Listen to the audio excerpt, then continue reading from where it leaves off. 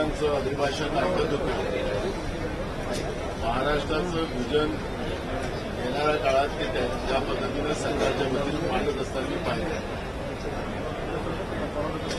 आपण पाहिलं असं की जेव्हा हे सरकार नवीन आलं तेच भाषण आणि आताचं भाषणात काही फार मोठा फरक आहे असं मला जाणवत नाही. सरकार काही घोषणाबाजीच करत राहणार काय? महाराष्ट्रामध्ये गुन्हेगारी वाढत चाललेली आहे. शेतकऱ्यांच्या शेतीच्या पंपाला पाणी विद्युत नाही, पिण्याचं पाणी महाराष्ट्रात नाही, रोजगाराचे प्रश्न मोठ्या प्रमाणात वाढत चाललेले आहेत.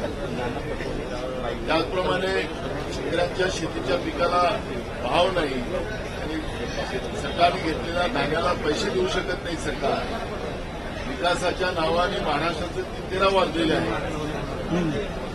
महाराष्ट्रामध्ये एकीकडे लाडक्या बहिणीचं गुणगान गायलं जाते, गायलंच पाहिजे, पण लाडक्या बहिणी सुरक्षित नाही, केंद्रीय मंत्र्यांची मुलगी सुरक्षित नाही, त्यांना स्वतः पोलीस स्टेशनमध्ये जावं लागते आहे.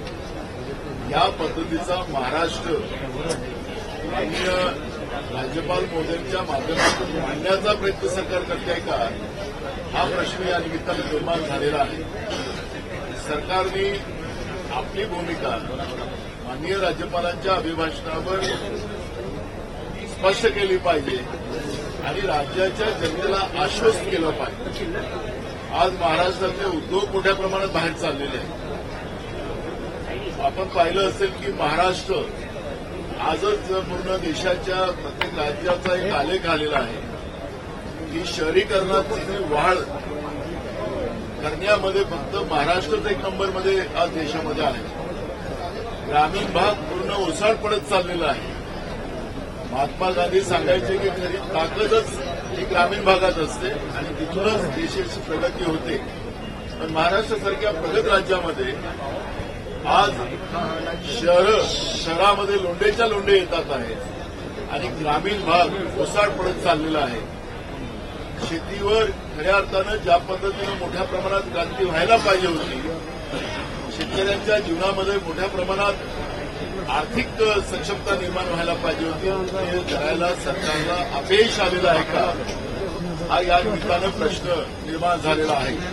शेतीवर आधारित उद्योग महाराष्ट्रामध्ये संपलेले आहेत का, आणि अशा पद्धतीची जी काही परिस्थिती या महाराष्ट्रात निर्माण झालेली आहे कधी नव्हे. या सरकारचं तर मी या तीन तोंडाचं काही बोलणार नाही, कारण की रोज आपण आपल्या माध्यमातून महाराष्ट्राची जनता बघते आहे. मलाईच्या खात्यासाठी, पालकमंत्र्यांच्या पदासाठी आताच्या मी मुख्यमंत्र्यांचा धन्यवादच करेन. त्यांनी पहिलं एक पाऊल या ठिकाणी उचललेलं आहे की आरोग्य विभागामध्ये झालेला घोटाळा याच्यावर त्यांनी स्थगिती दिलेली असं मी तुमच्या माध्यमातून ऐकलेलं आहे, म्हणून त्यांचं अभिनंदन मी करेन. पण असे घोटाळे अनेक या महाराष्ट्रामध्ये आहेत. या सगळ्या घोटाळ्यावर ते स्थगिती देतील का, हा प्रश्न या ठिकाणी निर्माण झालेला आहे. अन्ननागरी पुरवठ्यामध्ये असतील, इरिगेशनमध्ये असेल, बांधकाम विभागात असतील, सार्वजनिक उपक्रम बांधकाम विभागामध्ये असेल, असे अनेक विभाग आहेत, कृषी विभागात असेल, अशा अनेक विभागामध्ये मोठ्या प्रमाणात महाराष्ट्रामध्ये भ्रष्टाचार महायुतीच्या सरकारमध्ये झालेला आहे. आणि त्या माध्यमातून हे सरकार, माननीय मुख्यमंत्री जे पाऊल त्यांनी पुढे उचललेलं आहे ते पुन्हा सगळ्या याच्यामधल्या भ्रष्टाचाराच्या फाईलीला स्टे देतील का, हाही प्रश्न या निमित्तानं या ठिकाणी निर्माण झालेला आहे. आणि हा सगळा जॉब या अधिवेशनामध्ये आम्ही विचारणार आहोत. आज मुख्यमंत्र्यांचं एक स्टेटमेंट मी ऐकलं. मुख्यमंत्री म्हणाले की जे गुन्हेगार प्रवृत्तीचे मंत्री आहेत त्यांना आम्ही सगळ्यांना काढणार आहोत. आनंदाची गोष्ट आहे. महाराष्ट्राच्या मंत्रिमंडळात 65% गुन्हेगार मंत्री आहेत आणि हे सरकारनेच प्रसिद्ध केलेले आहेत, त्यांचेच सगळे आकडे आहेत. आणि म्हणून मग या 65% मंत्र्यांना ते त्यांच्या मंत्रिमंडळातून काढतील काय, हा एक प्रश्न आहे. त्यांच्या निर्णयाचं स्वागतच आम्ही करू, पण हे सगळं झालं पाहिजे ही भूमिका आमची आहे.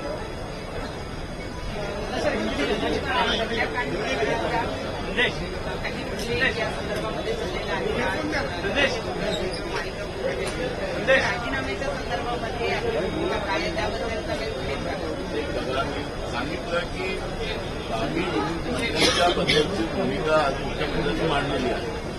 त्याच्यामध्ये माणिक कोकाटे पण येणार आहे.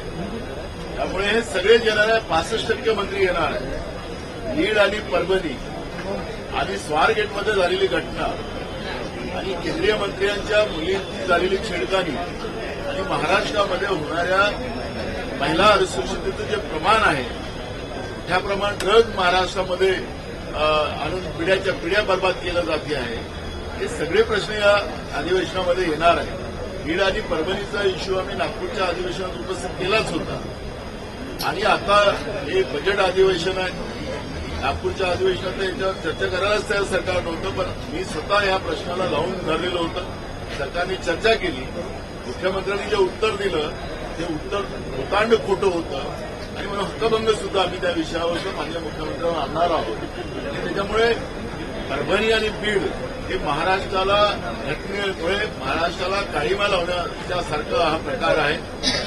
जे आरोपी आहेत त्या आरोपींना जेलमध्ये जे व्हीआयपी ट्रीटमेंट दिलं गेलेलं आहे याचं पण याची पण विचारणा या सरकारशी आम्ही करणार.